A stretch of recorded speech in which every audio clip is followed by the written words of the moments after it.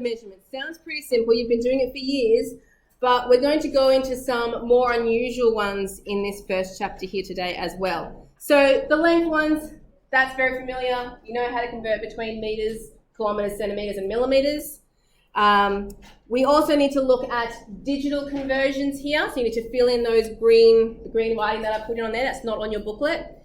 So when you are talking about capacity of computers, you're talking in bytes, kilobytes, megabytes, gigabytes, and terabytes, okay? Using B's obviously for bytes, tera, giga, mega, kilo, and just the normal bytes down there. The good news is they all work in thousands. As long as you know the order, it is easy to convert between them.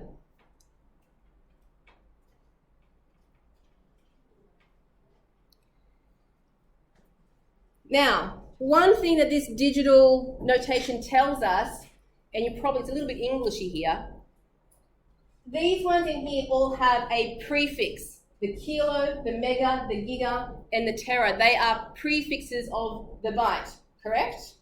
Now, they don't have to be a kilobyte, they could be a kilometer or a kilogram, okay? The kilo is the prefix. So we have what are called base units, and those kilos, gigas, megas, they tell us how many thousands we need to go to convert between them. So here is a table of prefixes, okay? So our base unit would be whatever meter, byte, whatever our base unit is. And for bigger units, we have deca, hecto, kilo, that's one we're familiar with, kilo, mega, giga, tera. Some of those you've heard before. Some of them might sound a bit new, okay? Generally, when we look at these kinds of terms, most of them work in lots of thousands. So from the base unit to the kilo is 1,000, another 1,000 to the mega, another 1,000 to the giga, another 1,000 to the tera.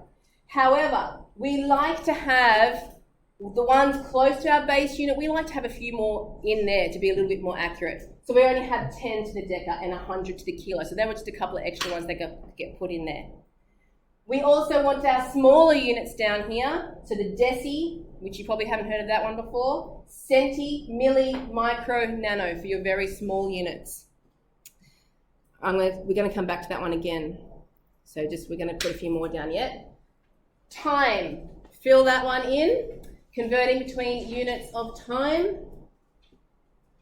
It goes all the way down to a nanosecond, which is again using some of the prefixes from up here. So you've got a normal second, a millisecond, there's 1,000 milliseconds in a second. A microsecond is a million microseconds in a second. And a nanosecond is another 1,000 again, which is, what's that, a billion? A billion microseconds in a second. Okay, they're all lots of thousands as you go down those prefixes. So, if I'm going too fast, tell me to slow down. Underneath there, this is going to be the examples that we're going to do down below. And I've put the table in here again. Okay, this is the table, that's cut and paste. I've got that straight out of your textbook. I think that table is a little bit hard to use, because you sit there and you look at that and you go, how many zeros have I got to times or divide by to get between those things? So I made up this little diagram. I don't know if you like my diagram or if you prefer the table. Use whichever one you feel more comfortable with. But in this diagram, here's our base unit in the middle. And in the red pen, I've drawn the lots of thousands, because they're the main ones. They work in lots of thousands. So 1,000 to a milli, 1,000 to a micro, another 1,000 to a nano. And the same going this way. It's only these ones in the first 1,000 here that we like to break in tens as well. Okay, so you may want to copy that diagram down.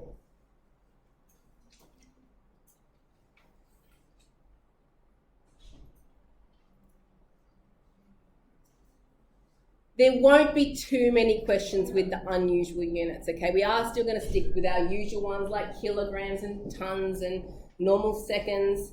But every now and then you might just get one that has one of these unusual prefixes in it.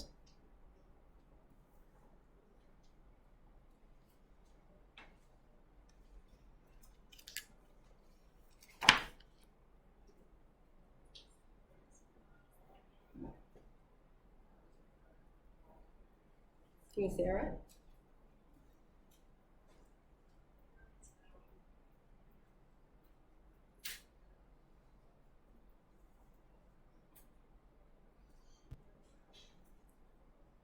So, you guys seen the micrometer before?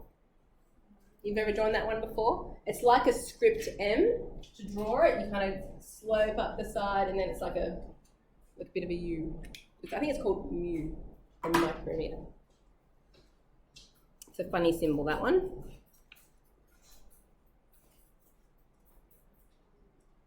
How are we doing? Just about done?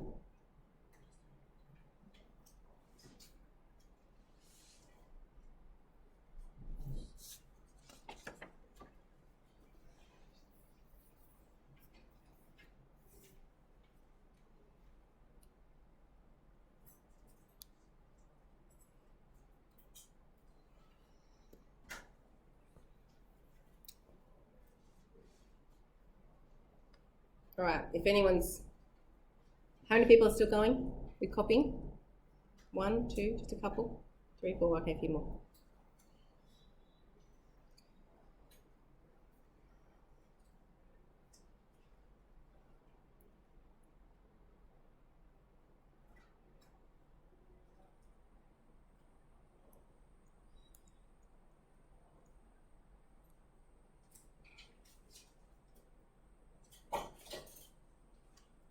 It looks a little bit complicated, but hopefully that diagram will make it easy to use.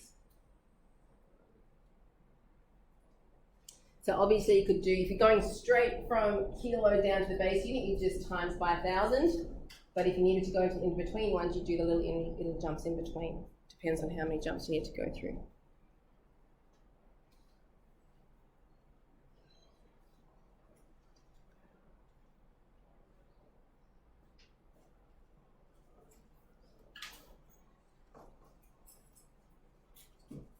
All right, we better keep moving. I can come back to that if you haven't quite finished copying it in a bit. All right, so down below, these are some examples that I'm going to show you how to do these. So example number 1, we want to convert 4 minutes, first of all, into seconds. Okay, so that's just one of the general time ones. It's not a prefix one. It's not one of these prefix ones. That's one of your normal time ones from the previous page. How many seconds are in a minute? 60. So all I have to do is go, there are 4 minutes. There is 60 seconds in each one. Okay, so 4 times 60 is obviously 240 seconds. S for seconds. Part B and C, however, starts to use the prefixes. We want to go now to a microsecond. Now don't start from minutes and go to microseconds, because seconds is our base unit. Okay, we can't change between different base units on that prefix chart. They have to have the same base unit first. So seconds, we want to use the seconds that we have here. How do I get from seconds to microseconds? So seconds is the base unit. To get to a microsecond, I need to times it by 1,000 and times it by 1,000 again, because this is my micro symbol here. Okay?